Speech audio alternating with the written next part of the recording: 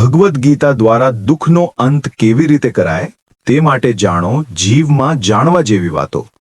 જો તમને આ વિડિયો ગમે તો લાઈક, ચેનલને સબસ્ક્રાઇબ, બેલ આઇકોન દબાવો અને તમારા મિત્રો અને પરિવાર સાથે શેર કરો। જીવનના તમામ દુઃખમાંથી મુક્તિ મેળવવાનો સચોટ માર્ગ। માનવ જીવનમાં દુઃખ અનિવાર્ય છે। કોઈ વ્યક્તિ એવી નથી જેને જીવનમાં ક્યારેય દુઃખનો સામનો ન કરવો પડ્યો હોય। ક્યારેક સંબંધોમાં તકલીફ, ક્યારેક પૈસાની સમસ્યા, ક્યારેક નિષ્ફળતા તો ક્યારેક મનનો તણાવ। આ બધું જ જીવનનો ભાગ છે। પણ પ્રશ્ન એ છે કે શું આ દુઃખોનો અંત આવી શકે?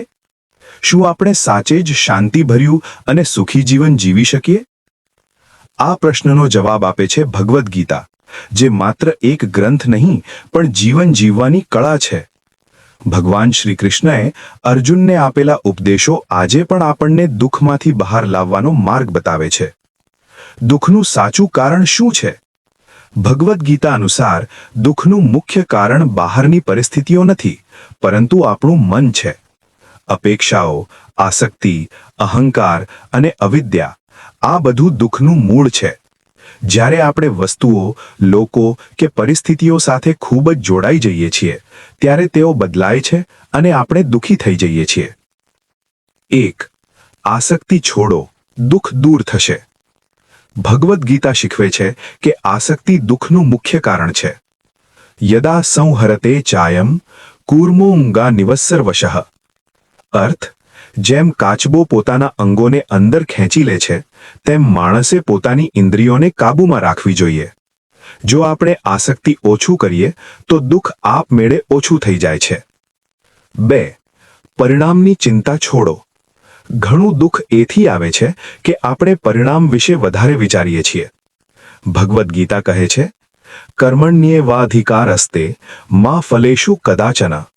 અર્થ, તમારો અધિકાર માત્ર કર્મ પર છે, ફળ પર નહીં।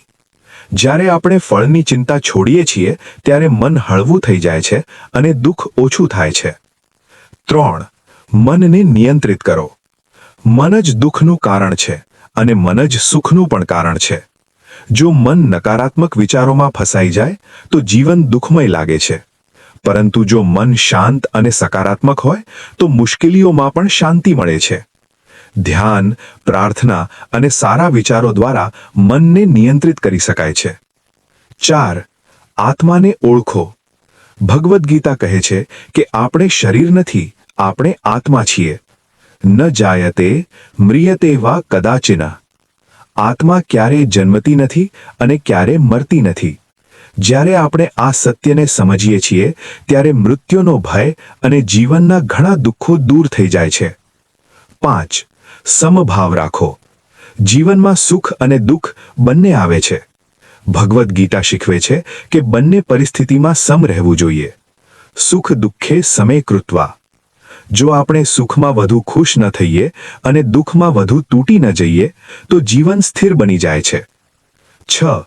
ભગવાન પર સંપૂર્ણ વિશ્વાસ રાખો। ભગવદ્ ગીતા કહે છે કે ભગવાન હંમેશા આપણું કલ્યાણ કરે છે। સર્વધર્માન પરિત્યજ્ય મામેકમ શરણમ વ્રજ। અર્થ, બધું છોડીને ભગવાનની શરણમાં આવો। જ્યારે આપણે ભગવાન પર વિશ્વાસ રાખીએ છીએ ત્યારે ભય અને દુઃખ બંને ઓછા થઈ જાય છે। 7. આત્મવિશ્વાસ અને હિંમત રાખો। દુઃખમાં ઘણીવાર આપણે નબળા પડી જઈએ છીએ, પણ ભગવદ્ ગીતા શીખવે છે કે આપણે હિંમત નહીં હારવી જોઈએ। ભગવાન શ્રી કૃષ્ણએ અર્જુનને કહ્યું કે તું યુદ્ધ કર, હિંમત રાખ। તે જ રીતે જીવનમાં પણ હિંમત જરૂરી છે। 8. જ્ઞાનથી અજ્ઞાન દૂર કરો। અજ્ઞાન પણ દુઃખનું મોટું કારણ છે। જ્યારે આપણે સત્યને નથી સમજતા ત્યારે ખોટી કલ્પનાઓમાં જીવીએ છીએ। ભગવદ્ ગીતા જ્ઞાનનો પ્રકાશ આપે છે, જે આપણને સાચી દિશા બતાવે છે। 9. ક્રોધ અને લોભ છોડો। ક્રોધ અને લોભ માણસને અંદરથી ખાઈ જાય છે। ક્રોધાદ ભવતિ सम्मोहः। ક્રોધથી બુદ્ધિ નષ્ટ થાય છે અને જીવનમાં વધુ દુઃખ આવે છે। 10. સેવા અને પ્રેમ અપનાવો। ભગવદ્ ગીતા શીખવે છે કે નિસ્વાર્થ સેવા અને પ્રેમ જીવનને સુંદર બનાવે છે।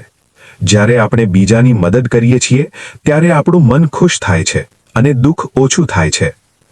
ગીતા મુજબ દુઃખ દૂર કરવાની સરળ રીતો: રોજ ધ્યાન અને પ્રાર્થના કરો, સકારાત્મક વિચારો રાખો, પોતાના કર્તવ્ય પર ધ્યાન આપો, ગુસ્સો અને નકારાત્મકતા દૂર કરો, ભગવાન પર વિશ્વાસ રાખો.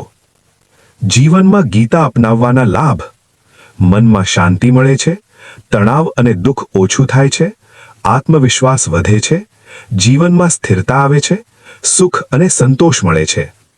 ભગવદ્ ગીતા આપણને શીખવે છે કે દુઃખ જીવનનો અંત નથી, પરંતુ શીખવાનો એક ભાગ છે. જો આપણે ગીતાના ઉપદેશોને જીવનમાં ઉતારીએ તો કોઈ પણ દુઃખ આપણને લાંબા સમય સુધી પીડાવી શકતું નથી. ભગવાન શ્રી કૃષ્ણએ અર્જુનને જો માર્ગ બતાવ્યો તે આજે પણ દરેક માણસ માટે પ્રકાશરૂપ છે.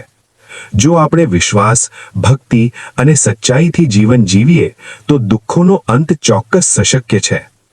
જો તમને આ વિડિયો ગમે તો લાઈક, ચેનલને સબસ્ક્રાઇબ, બેલ આઇકોન દબાવો અને તમારા મિત્રો અને પરિવાર સાથે શેર કરો.